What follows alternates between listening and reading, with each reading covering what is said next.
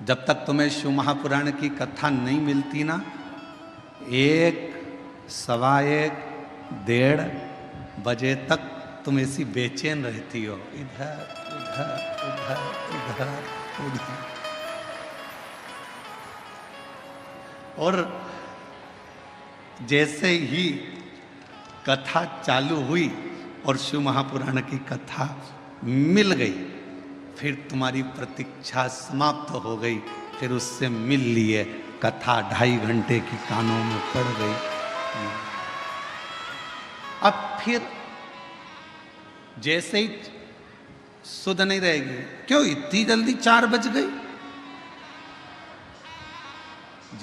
जिसका इंतजार रहता है ना, और उससे अगर मिलन हो जाए तो उससे मिले हुए 10 घंटे, 12 घंटे, 8 घंटे, 4 घंटे थोड़े से लगते हैं। इतनी जल्दी? फिर 4 बजते से ही अपनी अपनी दरी संभाली, बेग पीछे करा,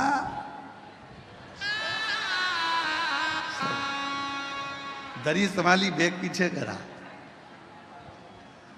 मैं संचेती परिवार में विशाल जी की मम्मी जी से कहूँगा आपसे, एक बार रात्रि के समय पर यहाँ आके दर्शन जरूर करना। ऐसा योग कभी दूसरी बार बीजापुर में नहीं बनने वाला जो दर्शन का योग है। आप आइए,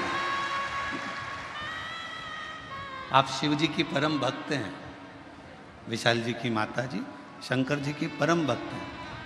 कई सालों से सोमवार का व्रत चाहे कुछ भी हो गया, जिंदगी भर नहीं छोड़ा है, सोमवार का व्रत आज तक कर रहे हैं शिव भक्त। तो मैं निवेदन करूंगा ऐसे शिव भक्तों का, रात्रि को आकर एक बार जरूर दर्शन करें, बड़ा सुख मिलेगा आपको। 4 बजते से ही बेग पीछे खसकाया,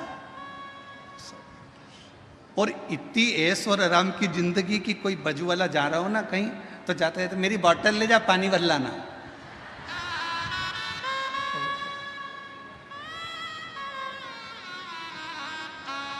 हम तो बाबा के भरोसे चलते हैं, हम तो बाबा के भरोसे चलते हैं।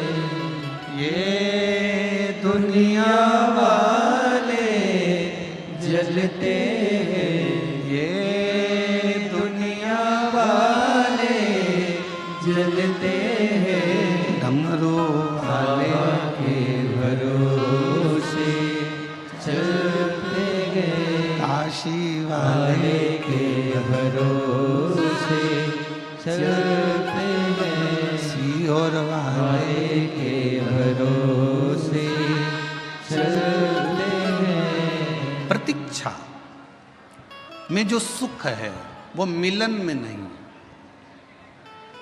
मेरे भोले बाबा से कहते रहना, तुम मिलना मती, बस तुम्हारी प्रतीक्षा करती रहूं, तुम्हें याद करती रहूं, तुम्हारा इंतजार करती रहूं। वो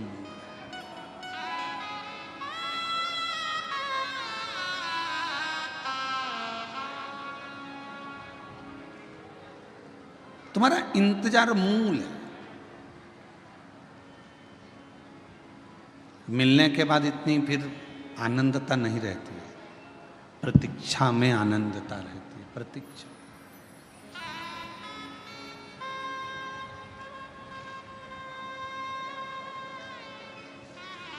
तीन गहने मेरे शंकर भगवान ने बताए हैं। पहले नंबर का बोलते जाओ विश्वास, दूसरे नंबर की आपकी मेहनत, तीसरे नंबर पर है सब्र, थोड़ा इंतजार। और स्टेशन पर पहुंचते से ही अगर तुम जैसे ही पहुंचे और वैसे ही धड़धड़ाती हुई ट्रेन तुम्हारे सामने आ जाएगी तो तुम्हें घबराहट हो जाएगी। थोड़ा सा पहुंच गए स्टेशन पर और फिर तुम्हारी ट्रेन 5-10 मिनट इंतजार के बाद अगर आएगी ना तो तुम्हें सुकून मिलेगा कि हाँ अब आ रही है, मैं पहुंच गई हूँ, अब मेरे ट्रेन आएगी, मैं बैठूंगी और अपनी मंजिल तक पहुंच जाऊंगी। इंतजार बहुत जरूरी है और बिना इंतजार के कोई सुख का अनुभव भी नहीं है। एक महिला ने अपने पत्र में लिखा गुरुजी मुझे 24 साल तक औलाद नहीं हुई। कितने साल? 24। और 24 साल तक जब मुझे औलाद नहीं हुई तो मैं हिम्मत 5 साल के बाद में मैंने हिम्मत हार दी थी कि मेरे घर में औलाद नहीं होगी। फिर भी मेरे घर के लोगों ने मेरा इलाज करवाया, हम दोनों का इलाज चला। 8 साल 10 साल इलाज में निकाल दिए। 10 साल के बाद भी औलाद नहीं हुई, तब पूर्ण तरह से डॉक्टरों ने कह दिया कि तुम कभी माँ नहीं बन सकती और तुम कभी पिता नहीं बन सकते। 10 साल के इलाज के बाद हमने आस छोड़ दी कि हमको बच्चा हो। 15 साल निकल गए, 18 साल निकल गए, शादी के 20 साल निकल गए, 22 साल निकल गए और 22 साल निकलने के बाद 23 साल जब आया, 23वें साल में हमारे घर के पास में एक किराएदारनी आई और उस किराएदारनी ने कहा कि एक सियोर वाला महाराज कथा कहता है, आस्था चैनल पर आती है, भाभी आपको औलाद नहीं है, कितने साल हो गए? तो कहा मुझे 23 साल हो गए, औलाद 24वां लग गया औलाद। तुम एक काम करो कि टीवी के सामने अपना आसन बिछाओ और दोनों पति पत्नी टीवी पर कथा सुनो। और हमने टीवी पर पहली बार कथा 23 साल औलाद नहीं, 24 साल औलाद नहीं, फिर सुनना चालू करी। और कथा सुनने के बाद मन में एक विश्वास जागा। आप कहते हो कि विश्वास पूरा रखना शिव जरूर देगा, तो 24 साल शादी के होने के बाद जब विश्वास जागा तब पशुपति व्रत किया, आराधना करी, सफ़ेद आंकड़े की जड़ को बांधा, शिव जी से बारंबार निवेदन करा, तो भी संतान का सुख नहीं। 24 साल निकलने के बाद हम पड़ोसन जो किराएदारनी आई उसके पास फिर पहुंचे। पत्र देखिए,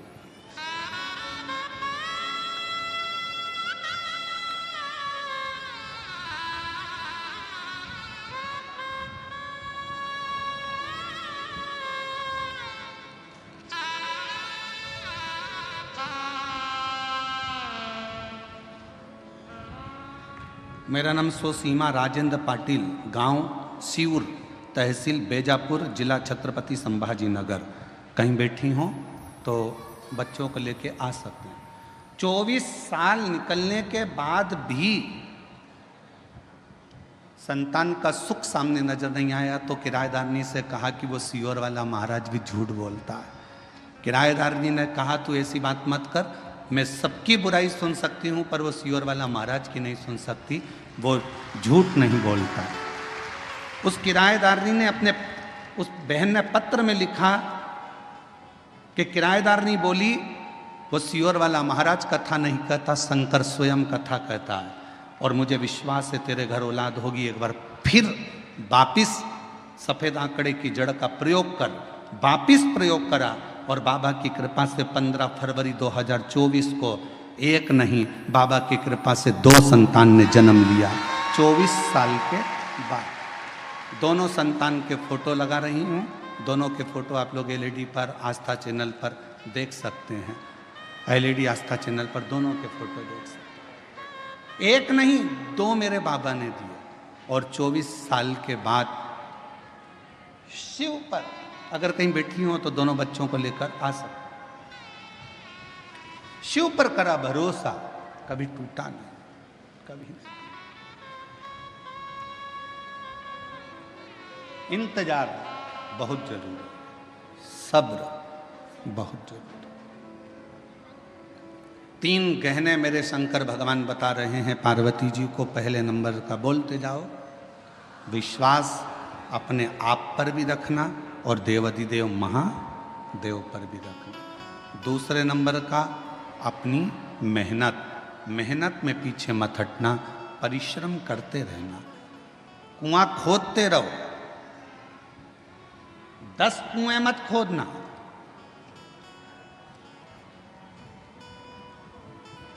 एक गुरुजी ने 2 चेलों से कहा जाओ मेरे लिए पानी लेकर आओ। दोनों चेले गए। एक चेले ने यहाँ पर कुआं खोदा पानी नहीं निकला, वहाँ पर कुआं खोदा पानी नहीं निकला, वहाँ पर कुआं खोदा पानी नहीं निकला। एक चेला एक ही जगह पर कुआं खोदता रहा, खोदता रहा, खोदता रहा, खोदता रहा, आखिरी में वो पानी वहाँ मिल गया। 15 फीट इधर खोदा, 25 फीट उधर खोदा, 50 फीट उधर खोदा। उस लड़के ने एक ही जगह पर 100 फीट खोद दिया। वो 15 और 20 और 50 फीट खोदता रहा और इसने पूरा गहराई तक खोद दिया तो पानी मिल गया। एक ही को भजते रहो, शिव को इतना भजना, इतना विश्वास करना, इतनी मेहनत करना कि मेरा शंकर भगवान। कई लोगों की आदत होती है, अभी मैंने पार्लर की दुकान खोली नहीं चली, कपड़े की दुकान खोली नहीं चली, मोबाइल की दुकान खोली नहीं चली, प्लास्टिक के सामान की दुकान खोली नहीं चली, खाद बीज की दुकान खोली नहीं चली। क्यों? क्योंकि हमने 10 जगह पर दिमाग दौड़ाया। उसकी चल रही थी, उसको देख के अपन ने खोल ली। काका जी के लड़के की चल रही थी, उसको देखकर अपन ने खोल ली। ताऊ जी के लड़के की चल रही थी, उसको देख के अपन ने खोल ली। 10 तरह की बुद्धि चलाई, दिमाग चलाया और 10 दुकान खोलकर चल देख लिया। आखिरी में पत्नी पति की पत्रिका लेकर पहुंच गई बाबाओं के पास में। बताओ ना, मेरे पति का कोई योग अच्छा नहीं बैठ रहा, जो भी दुकान खोलता है उसमें घाटा पड़ जाता है। अब कह दिया कि तेरे यहाँ पितृदोष है, वास्तु दोष है, ये दोष है, पर यह नहीं बताया कि खुद के अंदर दोष है। अगर एक ही दुकान में मेहनत कर लेता तो जो पहले नंबर की खोली थी वही आगे निकल जाती। हम अपने भीतर का दोष तो देख नहीं रहे, अपनी मेहनत को तो हम देख नहीं रहे।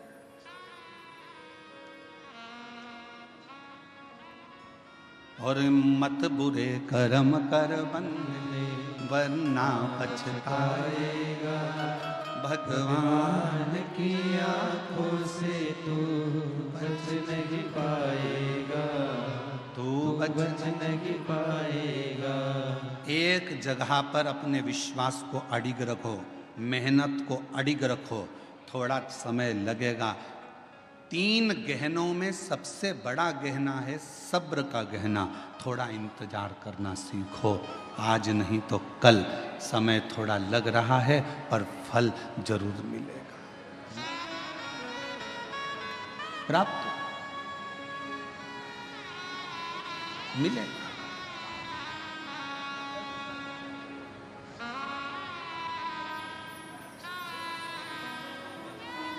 थोड़ा सा इंतजार करो, थोड़ा सा। और शंभु शरणे पड़े मांगू घड़ी रे घड़ी, दुख काटो दया करी दर्शन आपको।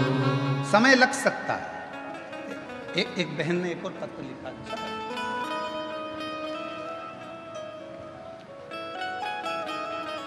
मैं मंगलाबाई शंकर कोली, गांव तरवाड़े, जिला धूलिया की रहने वाली हूँ। मेरा मोबाइल नंबर ये है। मेरी पोती चारू कोली, जो बचपन से ही जिसकी किडनी में दिक्कत थी, जो अभी 11 साल की है।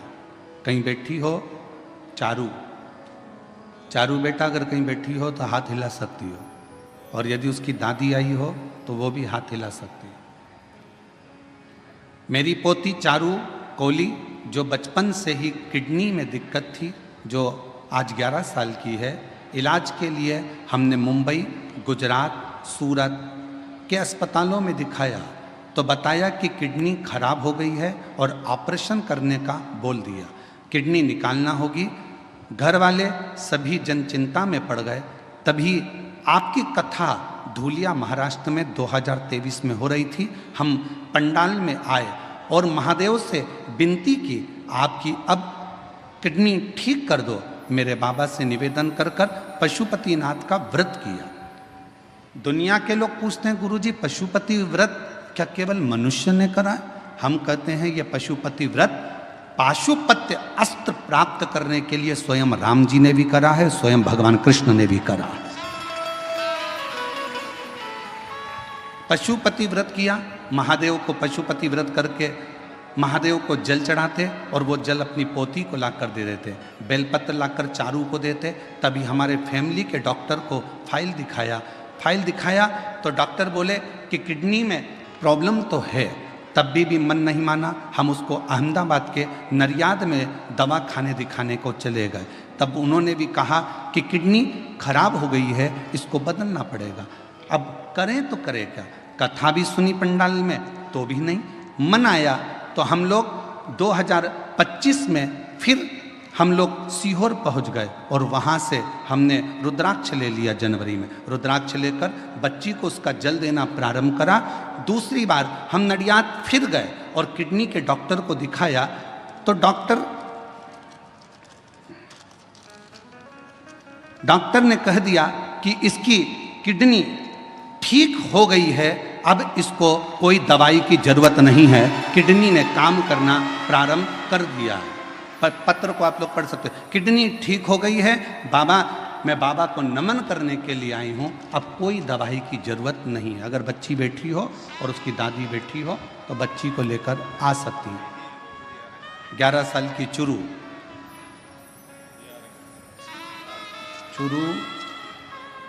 मंगलाबाई शंकर कोली, गांव तरवाड़े, जिला धूलिया की रहने वाली। मोबाइल नंबर ये है। शिव शिव है, शंकर शंकर। अब इसमें 3 चीजें सामने आ गई। पहले नंबर पर आपका विश्वास, दूसरे नंबर पर आपकी मेहनत। डॉक्टर को भी दिखाया और हमने पहले भी कथा में कहा है, डॉक्टर शंकर जी का एक रूप है। कौन है डॉक्टर? शिव का एक रूप है। आप डॉक्टर के पास जाइए,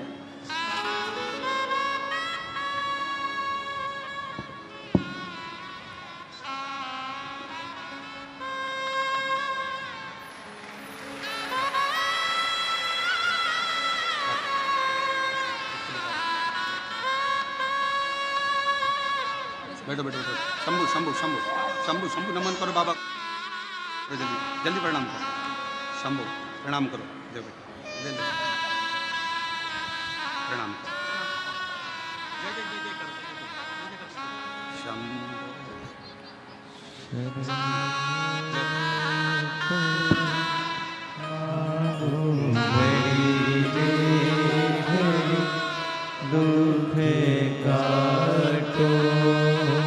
24 साल के बाद बच्चे हुए हैं, जोरदार ताली बजाकर स्वागत करिए।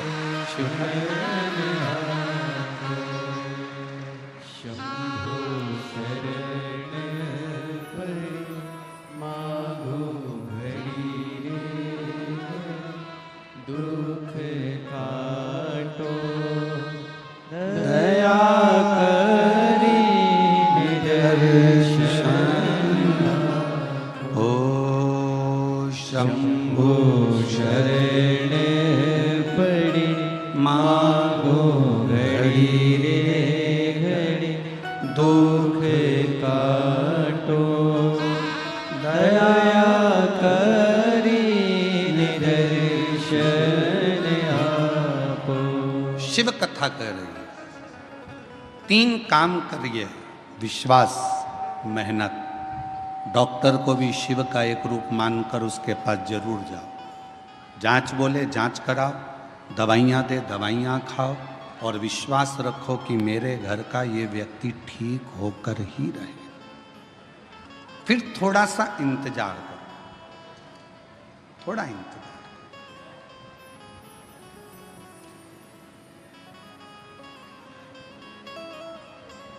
गलत जगह पर मत चले जाना। जब व्यक्ति दुखी होता है, तकलीफ में आता है, कष्ट में आता है, तो फिर वो 2-4 जगह दूसरी जगह भी जाता फिरता है। फिर कोई ने कह दिया ऐसा कर लो, फिर कोई ने कह दिया वैसा। ना ना ना, सारी समस्या का हल श्री शिवाय बोल बम का नारा है। फिर नहीं भटक।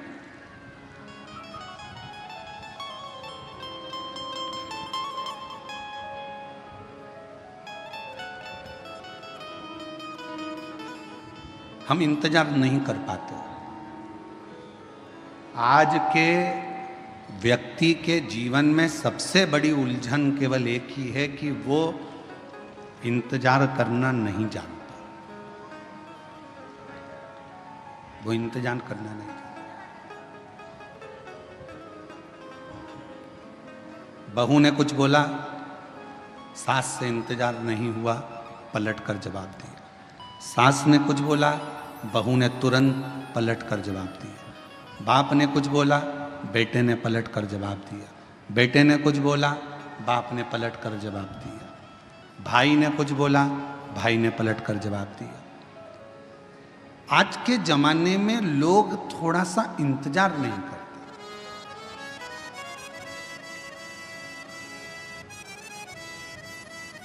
भगवान ने कितनी बड़ी कृपा करी है, आपको सर भी दिया है तो सर में दिमाग भी दिया है। अरे बोलो तो जम के, दिया कि नहीं दिया? अगर ये सिर भगवान ने दिया है तो साथ में तुमको दिमाग भी दिया। नहीं तो सिर तो एक माचिस की तीली का भी होता है। देखिए माचिस की तीली, बोलो बोलो जम के बोलो। देखिए माचिस की तीली, माचिस की तीली को देखना, उसमें भी सिर होता है। पर माचिस की तीली में दिमाग होता है क्या? नहीं। माचिस की तीली में सिर होगा पर दिमाग नहीं होगा। माचिस की तीली में केवल सिर है, केवल सिर। इसलिए माचिस की तीली थोड़े से ही घिसने से, थोड़े से ही घर्षण से, थोड़े से ही घिसने से माचिस की तीली तुरंत जल जाती है, क्योंकि उसमें दिमाग नहीं है। जिसमें दिमाग होता है वो किसी के कहने पर, अपशब्द कहने पर एकदम गुस्सा नहीं करता। जिसके अंदर दिमाग है वो तुरंत क्रोध नहीं करेगा, और जिसमें दिमाग नहीं है वो माचिस की तीली की तरह तुरंत क्रोध करेगा, तुरंत। थोड़ा सा किसी ने कहा और क्रोध आ गया, थोड़ा सा किसी ने बोला और गुस्सा आ गया। समझ लो कोई तुम्हें घिस रहा है, माचिस की तीली हो तुम, तुम्हारे में अंदर केवल सिर तो है तुम्हारा पर दिमाग नहीं है। किसी ने तुम्हें घिसा, अपशब्द बोला, ताने दिए, आड़ा टेढ़ा बोला, माचिस की तीली तो बारिश में गीली भी हो जाती, तो उसको 2-4 बार तो घिसना ही पड़ता है। तो किसी ने तुम्हें घिसा, किसी ने ताना दिया, गाली दी, अपशब्द कहा, बुराई करी, तुम्हें घिसता गया और तुम्हें एकदम गुस्सा आ गया। समझ लेना कि तुम मनुष्य नहीं हो, तुम केवल एक माचिस की तीली हो। मनुष्य होते तो किसी के घिसने पर तुम्हें क्रोध नहीं आता, तुम्हें अपशब्द नहीं निकलते, तुम्हें गाली नहीं देते, तुम आड़ा टेढ़ा नहीं बोलते, क्योंकि तुम माचिस की तीली नहीं, तुम मानव की देह लेकर पैदा हुए, मनुष्य की देह, मानव हो तुम। कोई बोल भी दिया आड़ा टेढ़ा, कोई कह भी दिया अपशब्द, कोई बोल भी दिया, ताने भी दे दिया, किसी ने आड़ा टेढ़ा भी कह दिया, अपशब्द भी कह दिया, कोई बात नहीं। समय का थोड़ा सा इंतजार करो, थोड़ा सा।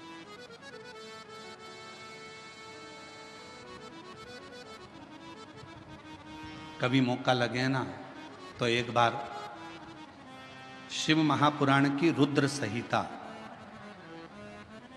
अवश्य पढ़िएगा, और कभी अगर मौका मिल जाए तो कुर्म पुराण का 26वें नंबर का अध्याय जरूर पढ़िएगा। कुर्म पुराण के 26वें अध्याय में और शिव महापुराण के रुद्र संहिता में, दोनों में भगवान शंकर माता पार्वती जी से कहते हैं, ब्रह्मदेव से कहते हैं, ब्रह्मा जी सुनो, ए ब्रह्मदेव, मेरे भक्त का यदि कोई स्वप्न में भी गलत करने का सोचता है, शिव जी कहते हैं वो अपनी पूरी जिंदगी को बर्बाद कर बैठता है, पूरी जिंदगी को बर्बाद कर।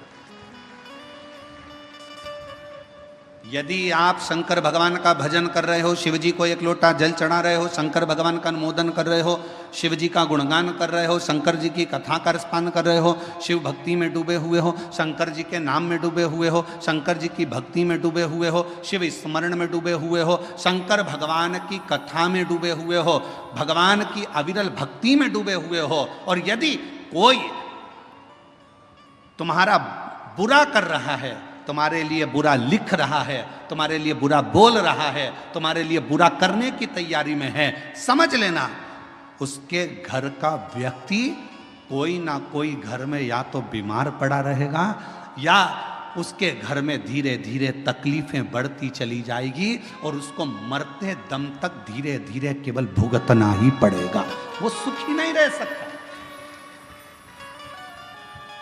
ये सियोर वाला महाराज नहीं कह रहा है, ये पंडित प्रदीप मिश्रा नहीं कह रहा है, यह कह रही है शिव महापुराण की रुद्र संहिता, यह कह रही है कुर्म पुराण का 26वें नंबर का अध्याय वर्णन कर रहा है। स्वयं भगवान शंकर ब्रह्मा जी से कहते हैं, मेरे भक्त का यदि कोई स्वप्न में भी बुरा करने का सोचता है, बुरा बोलने का सोचता है, बुरा कहने का सोचता है, तो उसने अपने पूरे परिवार को डुबोने का विचार कर लिया, उसका परिवार सुखी नहीं रह सकता।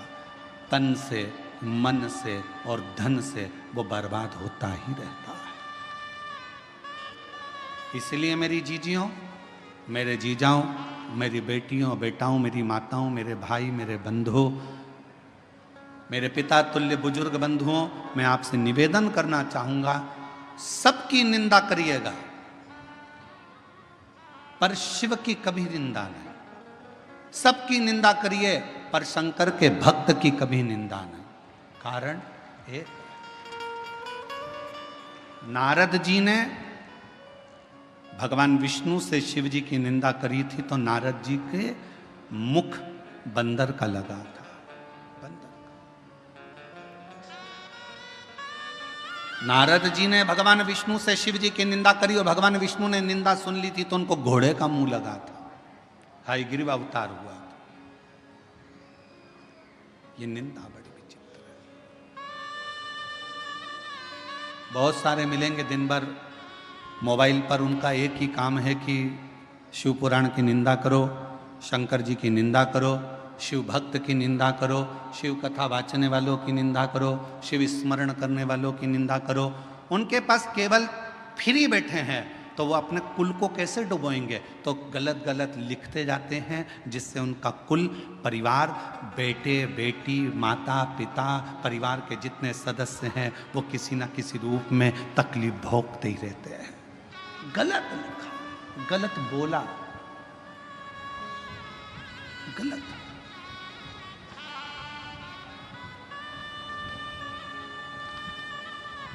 अच्छा एक बात पूछें आपसे, सब उत्तर देना। कोई व्यक्ति की लड़ाई हो गई किसी व्यक्ति से और तुम पास में खड़े थे और खड़े होकर तुमने केवल इतना सा कहा, दे दो चार और दे, बोलो केस बनेगा कि नहीं बनेगा तुम पर? अरे जम के तो बोलो, बनेगा ना। क्यों बनेगा? तूने प्रोत्साहन दिया, तुझे बोलना था बंद कर, पर तूने कहा दे और दे, दो चार और दे।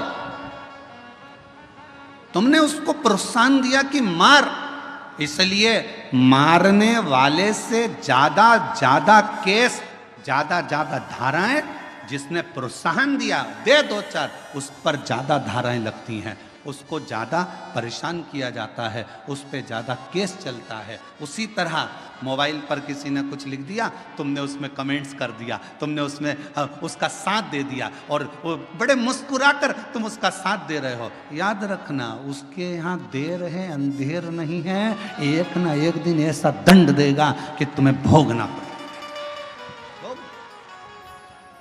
कोई गलत लिख रहा है, डिलीट हो जाओ,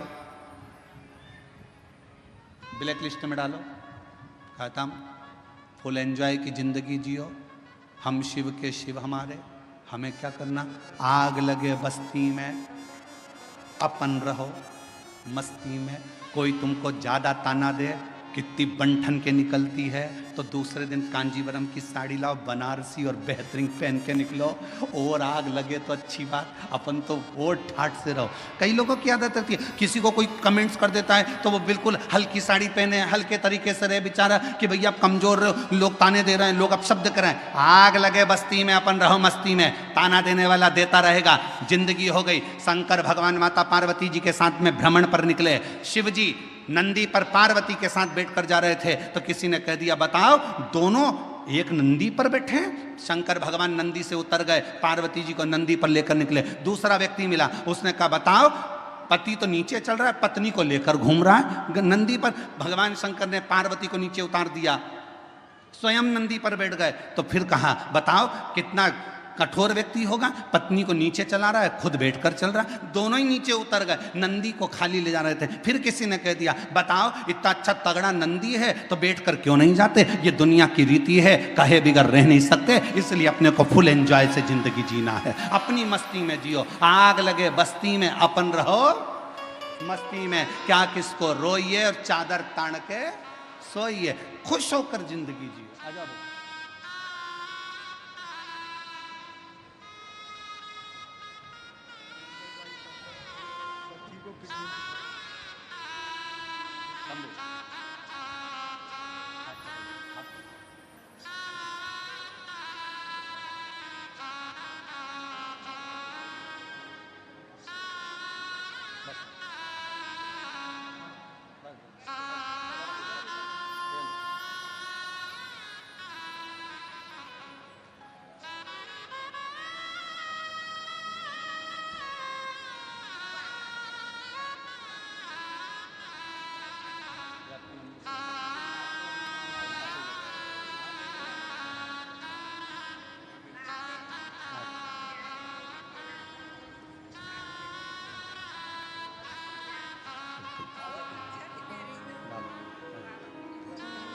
यही बच्ची है जिसकी किडनी बचपन से ही बेकार थी, डॉक्टर ने किडनी बदलने का कह दिया था, ऑपरेशन का।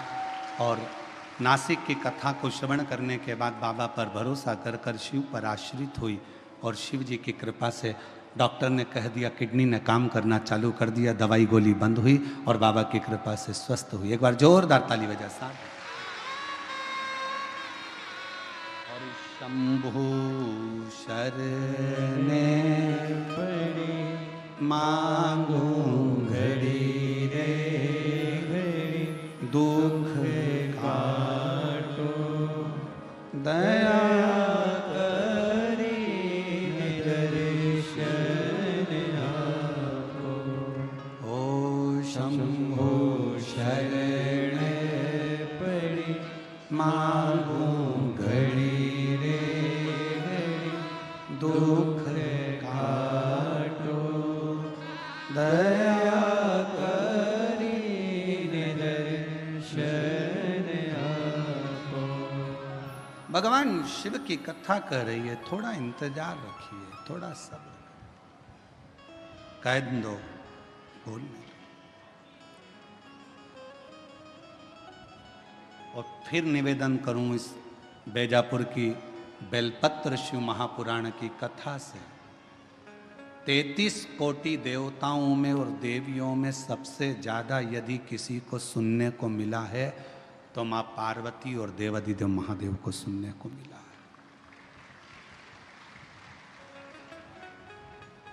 पार्वती जी अपनी सहेलियों के घर भी जाती थी ना, बेस्ट फ्रेंडों से मिलने भी जाती थी, तो पार्वती को नीचा दिखाया जाता था। हम नहीं कह रहे, पुराण कह रहे।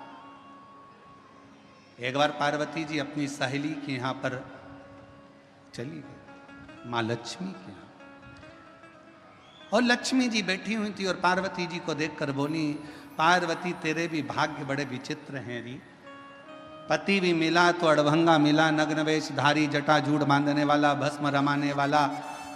मेरा घर देख, मेरे पति को देख, मेरे घर में सोने के सिंहासन, सोने के पर्णकोटे, बैकुंठ देख, सोने की दीवारें, सोने के कलश, सोने के द्वारे, सोने के फाटक, सोने की खिड़की, सब सोने का बना है।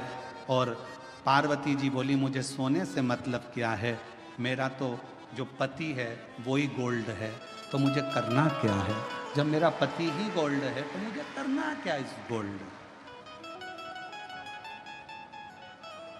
क्या करूं?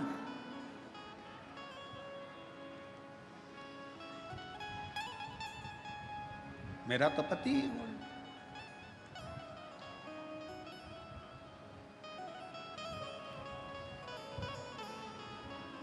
वो कहते हैं भोलेनाथ ब्यूटी फूल।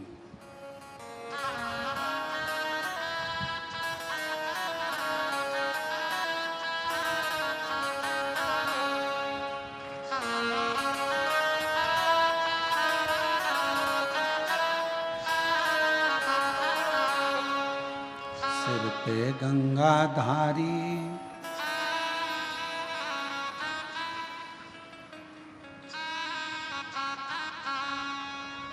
क्या बोलते सेले?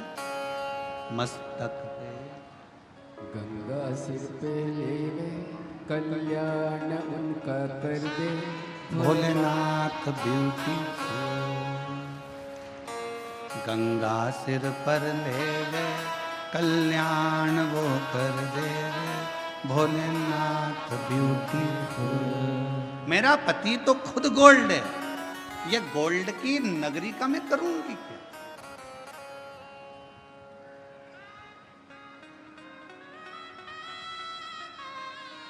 पति की निंदा करी, पार्वती जी से सहन नहीं हुआ, पार्वती जी चली।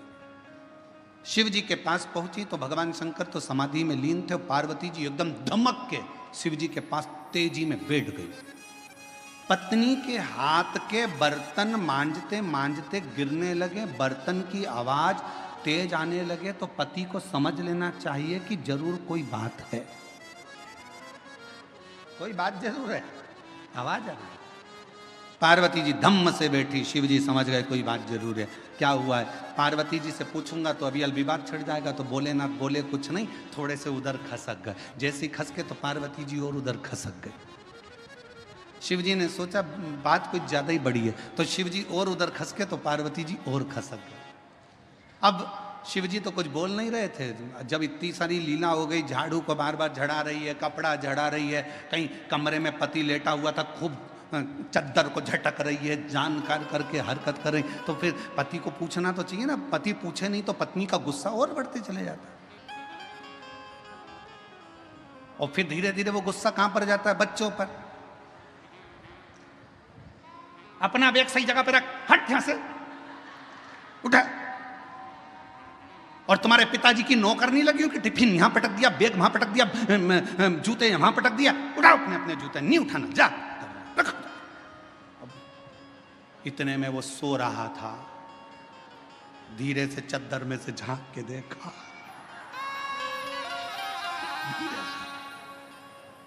और उसके स्मरण में आया, अम्बे तू है जगदम्बे,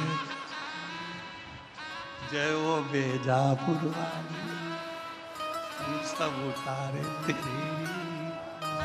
उसके समझ में आ गया आज जरूर कोई बात है, इसके मन में कोई प्रश्न है और बहुत जोरदार। तो पार्वती जी से शिव जी ने पूछा नहीं, पार्वती जी नजदीक में आई, तब शंकर भगवान ने देखा कि ज्यादा बात बढ़े उससे अच्छा पूछ लेता हूँ। शिव जी ने पूछा, पार्वती क्या हुआ? तुम तो अपनी बेस्ट फ्रेंड के यहाँ गई थी और तुम तो कह रही थी मेरी फ्रेंड बड़ी अच्छी, मेरी फ्रेंड बड़ी अच्छी, क्या हुआ? पार्वती जी बोली, मेरे को एक सोने का महल बनवा दो नाथ। शिव जी मन में सोचे, मेरे को पहले ही मालूम था, ये मुझे मालूम, क्या करेगी महल का? उसमें रहूंगी। अच्छा, शिव जी ने कहा ठीक है, कोई बात नहीं, तेरे मन की बात है, अभी बनवा देता हूं। विश्वकर्मा जी को बुलाया। पार्वती जी बोली, अब विश्वकर्मा जी आ गए ना, अब मैं समझ लूंगी। बस पति एक बार पत्नी को सुनार की दुकान पर ले जाए, फिर बेचारा पति कुछ नहीं बोल पाता, जो बोलती है पत्नी बोलती है। वो बेचारा कुर्सी पर बैठा रहता है। सुनार भी ऐसा होता है, चाय मंगवाएगा, साहब को चाय पिलाओ, क्योंकि पैसा वही देगा, साहब को चाय पिलाओ, चाय पिलाओ। पत्नी को सामने बिठाएगा, हाँ जी बताओ, ये 4 अंगूठियां हैं, ये हाफ सेट है, 1 तोले में ये भी आ सकता है, 1.5 तोले में ये आ सकता है, 2 तोले में ये आ जाएगा। इतने में पत्नी ने जो गले में पहन के देखा, पति से बोली कैसी लग रही हूं? पति बोले बहुत बढ़िया।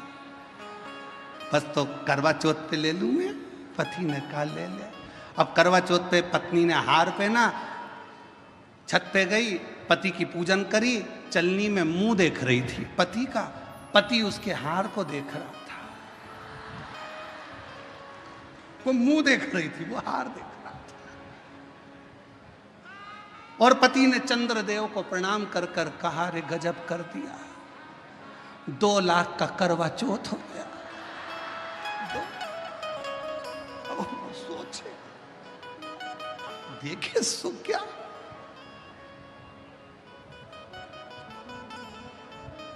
और जैसे ही पत्नी ने सिर पे पल्लू लेके फिर पति के, अरे बोलो तो, पति के ये पति के चरण छू रही थी, पति चंद्रदेव को प्रार्थना कर रहा था जैसे आज छू रही है, रोज क्यों नहीं कर देता। ऐसी कृपा। अब शिव जी ने कहा मैं बुलवा देता हूं, लाओ। विश्वकर्मा जी को बोला, विश्वकर्मा जी आओ जरा। जैसे विश्वकर्मा जी आए, कह दिया पार्वती जी ने, अब मैं बता देती हूँ कैसा।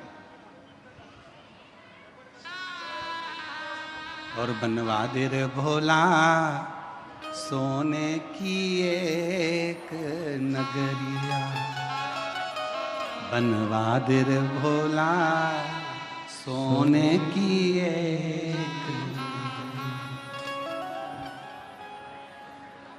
सोने के पर्ण कोटे जिसमें सोने की अटरिया, सोने के पर्ण कोटे जिसमें सोने की अटरिया बनवा दे। हमारे बीच में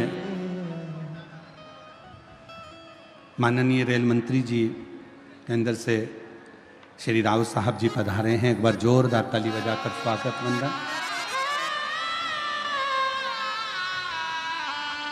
जोरदार ताली बजाकर स्वागत करें माननीय रेल मंत्री जी का, जो हमारे बीच में पधारे हैं।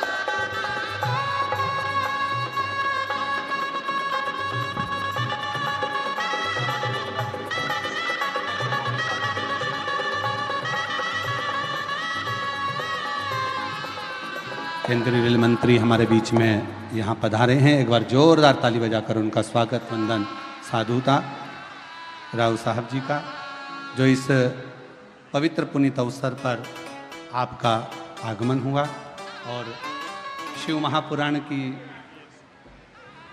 पवित्र पावन कथा का लाभ आप और हमको यहाँ प्राप्त हुआ।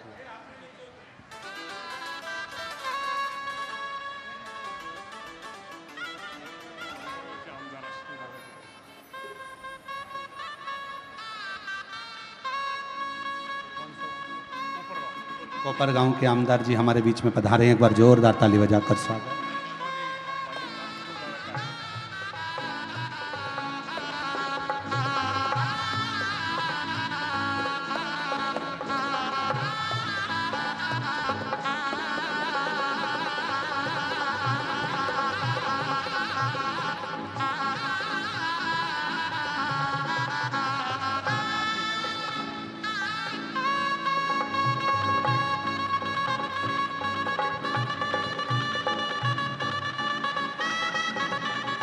बनवा दे रे भोला सोने की एक अटरिया, बनवा दे रे भोला सोने की एक अटरिया, सोने की एक अटरिया, बनवा दे रे भोले सोने की एक अटरिया, बनवा दे रे भोले सोने की एक। एक बार माननीय रेल मंत्री जी के लिए और सांसद महोदय के लिए जोरदार ताली बजाकर स्वागत वंदन अभिनंदन। आप इस पवित्र पावन अवसर पर शिव महापुराण की कथा के इस पवित्र अवसर पर पधारे, उसके लिए साधुता शिव कृपा। बनवा दे रे भोला सोने की एक नगरिया, बनवा दे रे भोला सोने की एक अटरिया, सोने की एक नगरिया, सोने की एक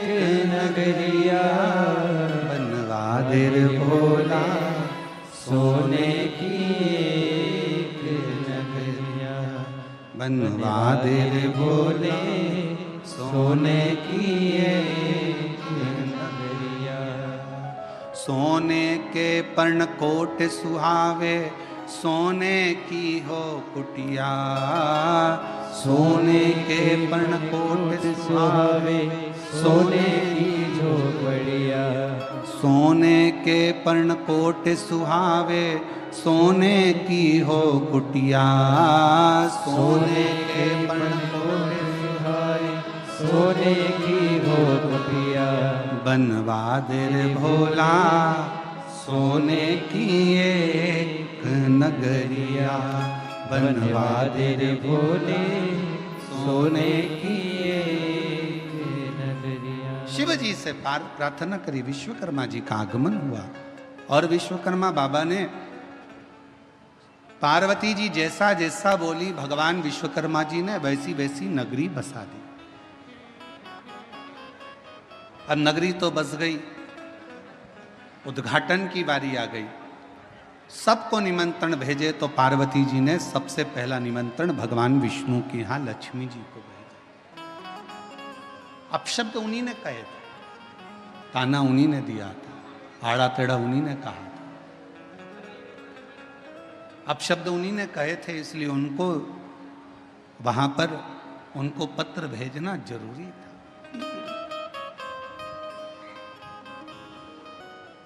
सब कुछ हुआ, सब कुछ।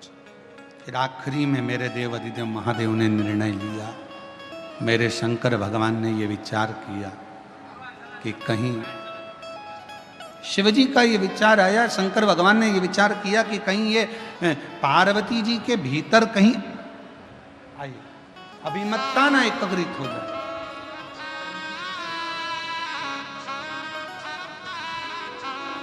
माननीय सांसद महोदय श्री चंद्रकांत जी खेरे जी हमारे बीच पधारे हैं। एक बार जोरदार ताली बजाकर उनका स्वागत वंदन अभिनंदन। बनवा दे रे भोले सोने की एक नगरिया। ओ सोने की एक नगरिया, सोने की एक नगरिया। बनवा दे रे भोला सोने की एक नगरिया। बनवा दे रे भोले सोने की एक नगरिया। सोने की एक नगरिया।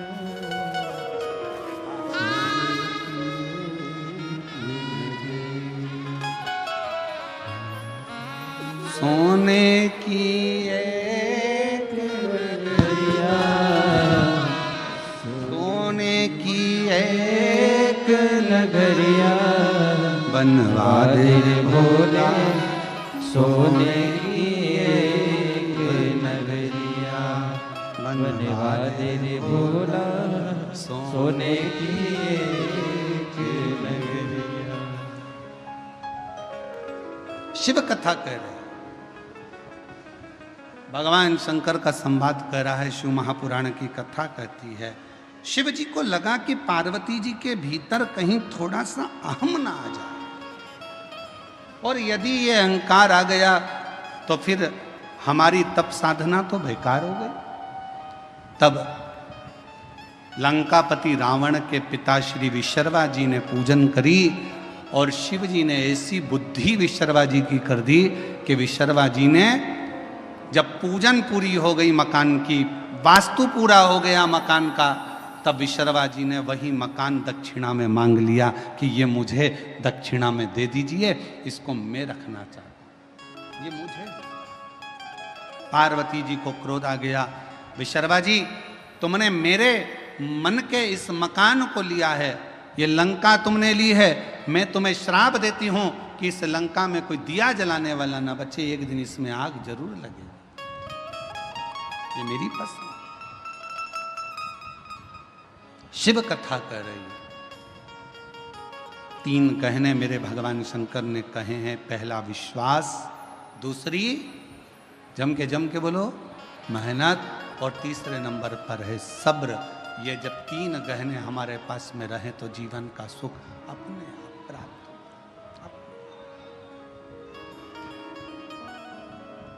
और शिव तो शिव है,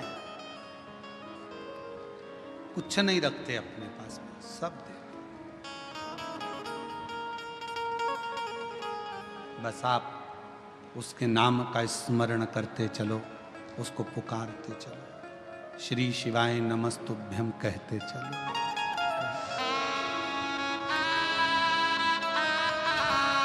अगर अपनी किस्मत का ताला खोलना है तो भगवान शिव का स्मरण करते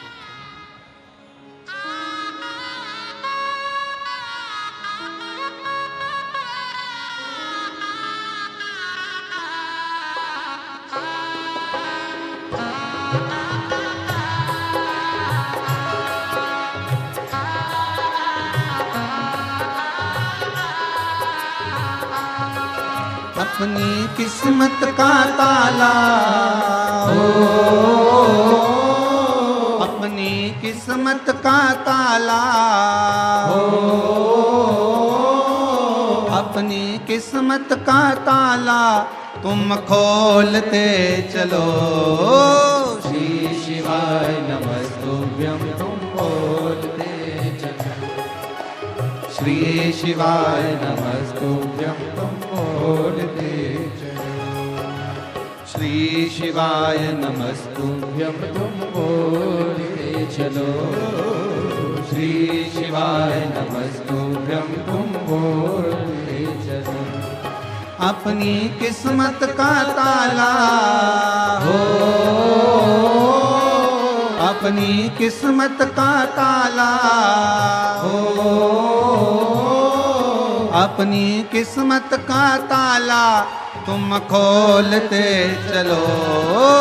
श्री शिवाय नमस्तुभ्यं तुम बोलते चलो, श्री शिवाय नमस्तुभ्यं तुम बोलते चलो।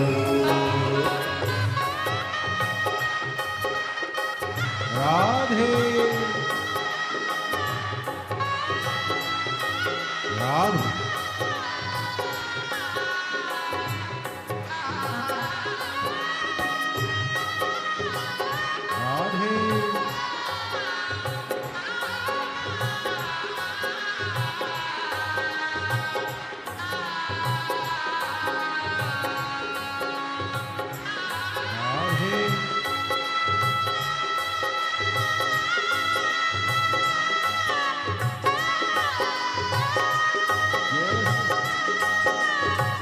हरि बोल।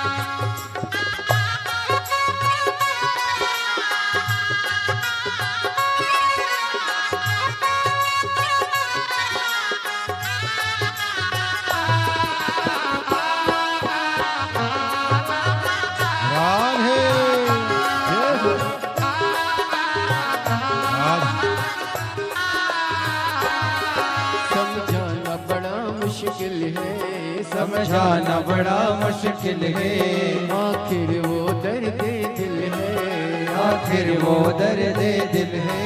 समझाना बड़ा मुश्किल है, समझाना बड़ा मुश्किल है, आखिर वो दर्द दिल है, आखिर वो दे दिल है। सच्चा दरबार लगा है ये भोले की महफिल है। सच्चा दरबार लगा है ये भोले की महफिल है। सच्चा दरबार लगा है ये भोले की महफिल है। सच्चा दरबार लगा है ये भोले की महफिल है। नैनों को भोले बाबा का ओ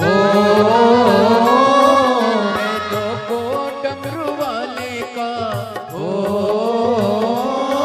नैनों को भोले बाबा का दीदार चाहिए। वो काशी रहने वाला भोलानाथ चाहिए। वो काशी रहने वाला भोलानाथ चाहिए। अपनी किस्मत का ताला ओ अपनी किस्मत का ताला तुम खोलते चलो। श्री शिवाय जब तुम बोलते चलो। श्री शिवाय नमस्तु जब तुम बोलते चलो।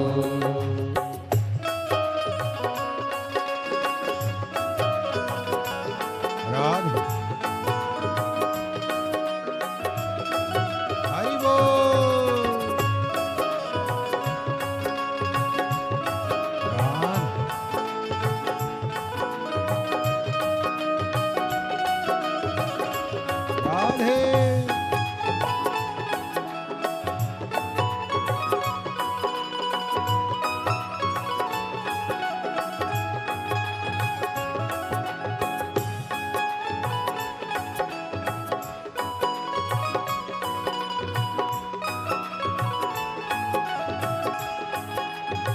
राधे राधे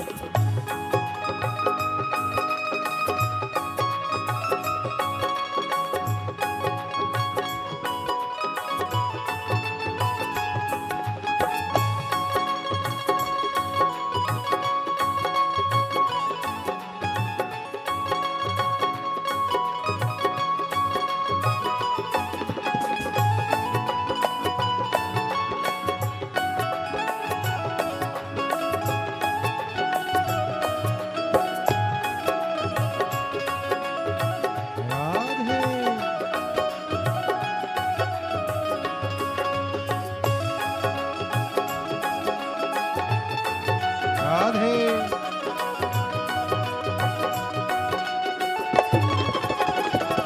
राधे राधे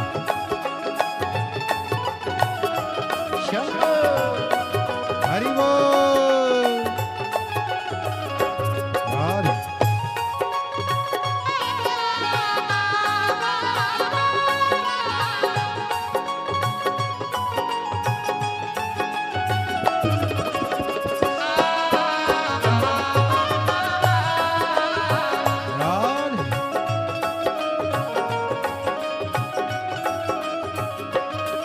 कुछ कमी नार मानो की कुछ कभी नार मानो की तेरे दिल दीवानों की तेरे इन दीवानों की।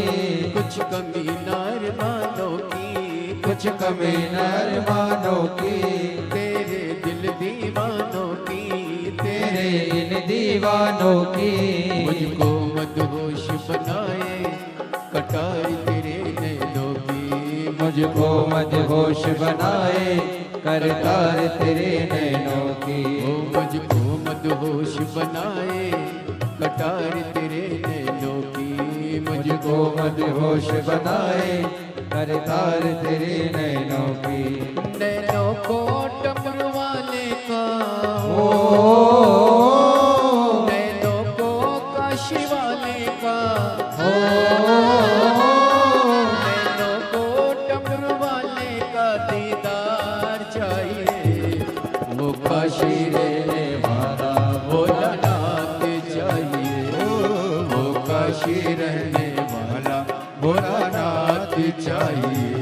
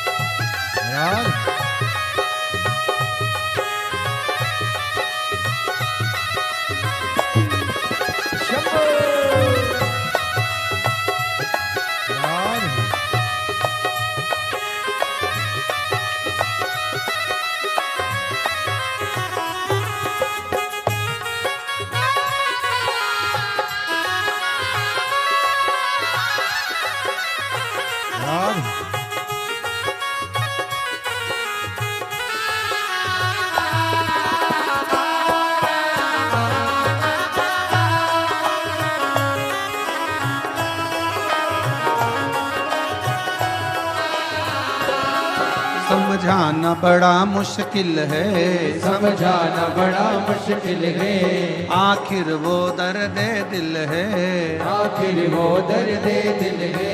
सच्चा दरबार लगा है, ये भोले की महफिल है। सच्चा दरबार लगा है, ये भोले की महफिल है। सच्चा दरबार लगा है, ये भोले की महफिल है। सच्चा दरबार लगा है, ये भोले की महफिल है। नैनों को डमरू वाले का हो, नैनों को काशी वाले का हो, नैनों को डमरू वाले का दीदार चाहिए। वो काशी रहने वाला भोलानाथ चाहिए, वो काशी रहने वाला भोलानाथ चाहिए। अपनी किस्मत का ताला हो, अपनी किस्मत का ताला हो, अपनी किस्मत का ताला तुम खोल दे चलो। श्री शिवाय नमस्तुभ्यं तुम बोलते चलो, श्री शिवाय नमस्तुभ्यं तुम बोलते चलो, श्री शिवाय नमस्तुभ्यं तुम बोलते चलो, श्री शिवाय नमस्तुभ्यं तुम बोलते चलो, श्री शिवाय नमस्तुभ्यं तुम बोलते चलो, श्री शिवाय नमस्तुभ्यं तुम बोलते। हार हार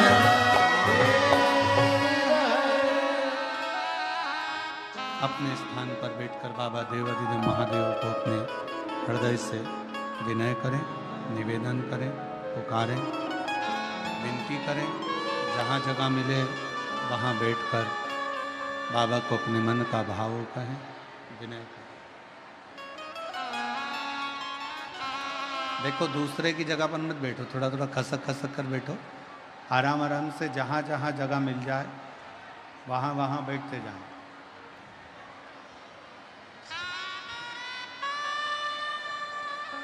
दोनों हाथ उठाकर एक बार प्रेम से हर हर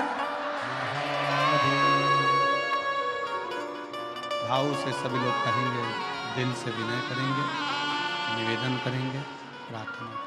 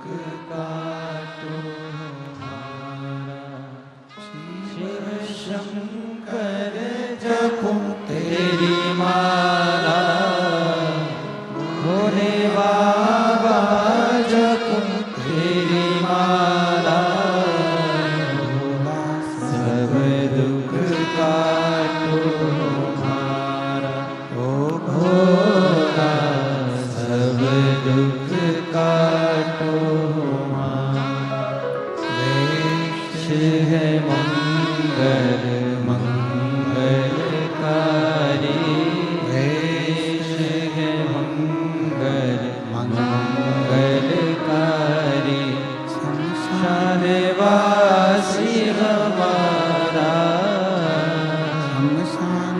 निवासी हमारा भोला सब दुख काटो ओ भोला सब दुख काटो हमारा।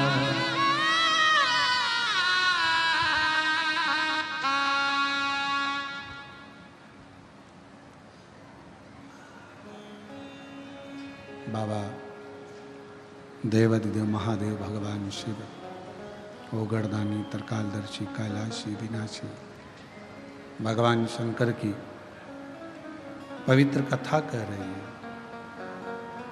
शिव महापुराण की कथा वर्णन कर रही है। पार्वती जी के भीतर कुछ थोड़ा सा भी अहम एकाग्रित ना हो जाए, इसलिए शिव जी ने अपनी सोने की नगरी लंकापति रावण के पिता को दे दी। कथा के दूसरे दिन एक बात कही थी कि दुनिया की सबसे बड़ी बीमारी है आपका अहंकार।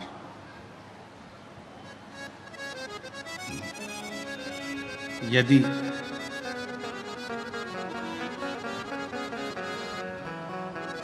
भीतर का थोड़ा सा भी अहंकार अगर समाप्त हो जाता है तो परमात्मा के मिलने में देरी नहीं लगती।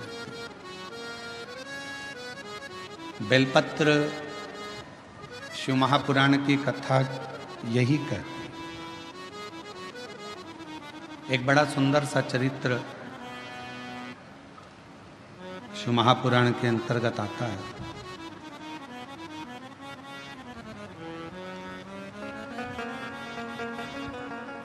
चतुर्मास का समय था, जैसे चातुर्मास प्रारंभ होने वाला है और चातुर्मास का क्रम चालू होगा। जो संत होते हैं, साधु होते हैं, तपस्वी होते हैं, साधक, उपासक, व्रती होते हैं, वो एक ही जगह पर अपने 4 महीना चातुर्मास का भजन, कीर्तन, स्मरण, जप, तप, साधना करते हैं एक ही स्थान। वो कहीं जाते नहीं है।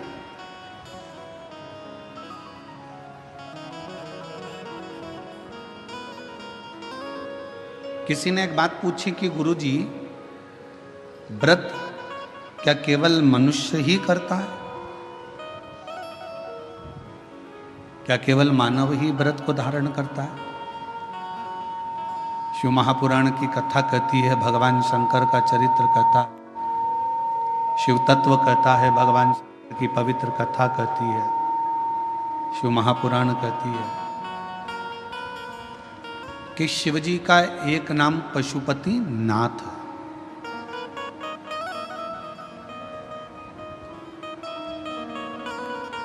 शिव को पशुपति नाथ भी कहते हैं, अर्थात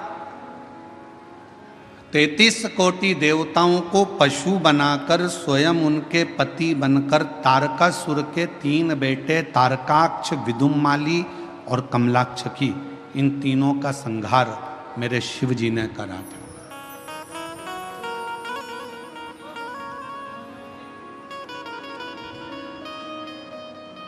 एक बार माता पार्वती जी ने शिव जी से यह प्रश्न किया है।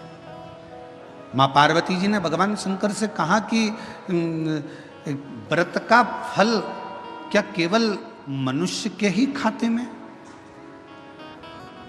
तपस्वियों के खाते में?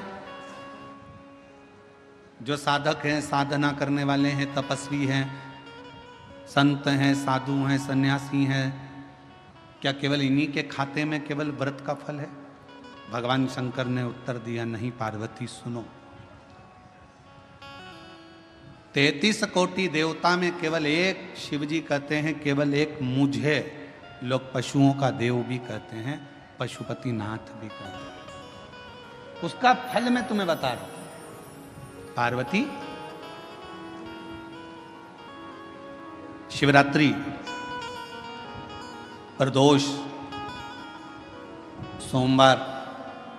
सोमवार की अष्टमी, श्रावण, भादो, कुंवार, कार्तिक, चातुर्मास, ये जितने भी बड़े बड़े व्रत साधन जो आते हैं, इन साधनों में मनुष्य तो व्रत करता ही है, संत साधु सन्यासी तपस्वी तो साधना करते ही हैं, पर साथ में मान लो कोई श्वान है, कुत्ता है, कोई जीव है, कोई जंतु है, और मालूम पड़े कि आज शिवरात्रि का दिन है या प्रदोष का दिन है या सोमवार का दिन है, और वो सुबह से उसको कुछ भी खाने को नहीं मिला, भूखा है, प्यासा है, उसको कुछ मिल ही नहीं रहा, उसको कुछ प्राप्त ही नहीं हुआ। शिव जी कहते हैं पार्वती, मान लो अगर प्रदोष का दिन है और कोई पशु को अगर कुछ मिला नहीं है, अनायास, शिव तो अनायास कृपा करने वाले हैं। शिवरात्रि की कथा ये कहती है कि एक भील हिरण को मारने के लिए पेड़ पर चढ़ गया, बेलपत्र का पेड़ था, नीचे शंकर का शिवलिंग था, छाजल में जल था, रात भर पानी गिरता रहा, बेलपत्री का पेड़ हिलता रहा, उसमें से पत्ते नीचे गिरते रहे, और प्रातः में शिवजी प्रकट होकर उस भील पर करुणा कर देते। ये तो शिव कथा तो अनायास कृपा करने वाली है, अचानक करुणा करने वाली है, अचानक दया करने वाली। कोई पशु है, कोई पक्षी है, कोई जलचर है, कोई थलचर है, कोई वायुचर है, कोई ऐसे जीव हैं जो तिथि पर मान लो भूखे हैं, प्यासे हैं, शिव कहते हैं पार्वती, जितना मनुष्य को व्रत का फल प्राप्त होता है, शिव कहते हैं उससे 4 गुना ज्यादा फल मैं पशुओं और पक्षियों को भी प्रदान कर देता हूं, उससे 4 गुना ज्यादा।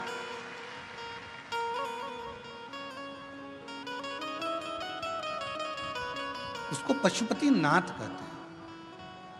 चतुर्मास का समय था, एक संत शिव के अड़भंगे भक्त थे, एक पवित्र नदी के तट पर बैठकर भगवान शंकर की साधना, तप, आराधना शिव जी की करना प्रारंभ कर, पार्थिव शिवलिंग का निर्माण कर लेते, उन्हीं का पूजन करते, उन्हीं की अर्चना करते, उन्हीं की चाकरी करते।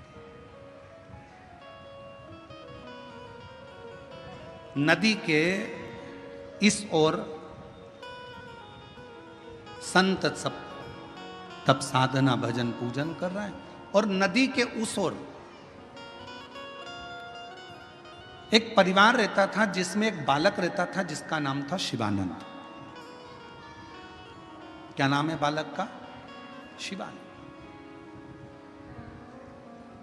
और शिवानंद बालक रोज माँ जब कपड़े धोने के लिए आती, वस्त्र धोने के लिए आती, नदी पर कोई स्नान करने के लिए आती, तो शिवानंद बालक सामने घाट पर बैठे हुए संत को तप करते हुए देखता, पार्थिव पूजन करते हुए देखता, तो उसके मन में भाव जागृत हो गया कि एक बार मैं संत का दर्शन करूंगा।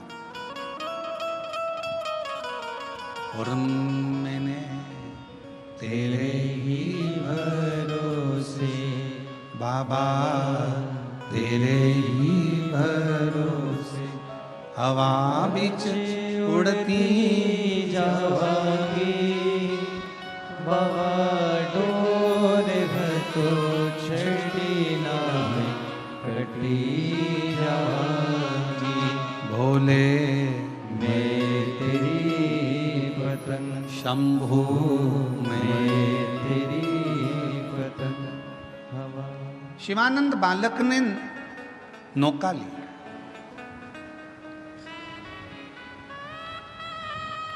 मैया को आज घाट पर ही छोड़ा, और मैया को घाट पर छोड़कर शिवानंद बालक नाव को लेकर घाट के उस पार, शिवानंद बालक नाव लेकर घाट के उस पार पहुंच गया। संत बैठे थे, शिव की आराधना कर रहे थे, शंकर का तप कर रहे थे, साधना में लगे हुए थे, शिव की भक्ति कर रहे थे। देखा बहुत देर तक बैठा रहा, थोड़ी देर बाद उसने संत के चरणों को प्रणाम किया, पूछा कौन हो बालक तुम, कहां से आए हो, कहां रहते हो? बालक ने कहा मैं नदी के उस पार रहता हूँ, और मेरा नाम शिवानंद है। आपको आराधना करते हुए देखकर मेरा मन करा कि एक बार मैं आपको प्रणाम कर नमन किया, चले गया। अब तो शिवानंद का रोज का नियम बन गया। शिवानंद अब रोज उधर जाता, उधर से फिर इधर आता, फिर उधर जाता, फिर इधर आता। एक दिन शिवानंद ने अपनी माता को प्रणाम कर कर कहा, माँ मेरा मन है, चातुर्मास का समय चल रहा है, 4 महीने चल रहे हैं, मेरा दिल करता है माँ कि मैं वो संत जो घाट के उस पार है ना, उसकी सेवा करना चाहता हूं, मैं संत की सेवा करना चाहता हूं। ठीक है, माँ ने आज्ञा कर दी। बेटा शिवानंद संत के पास चला गया।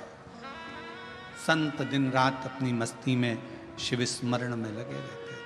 श्री शिवाय नमस्तुभ्यं, श्री शिवाय नमस्तुभ्यं, श्री शिवाय नमस्तुभ्यं, श्री शिवाय श्री शिवाय नमस्तुभ्यं, श्री शिवाय नमस्तुभ्यं, श्री शिवाय नमस्तुभ्यं, श्री शिवाय नमस्तुभ्यं। संत बैठे, शिवानंद बालक भी भगवान शिव की आराधना में डूबा रहता, भक्ति। एक दिन शिवानंद बालक बेलपत्र के कुछ पत्र लेकर आ गया।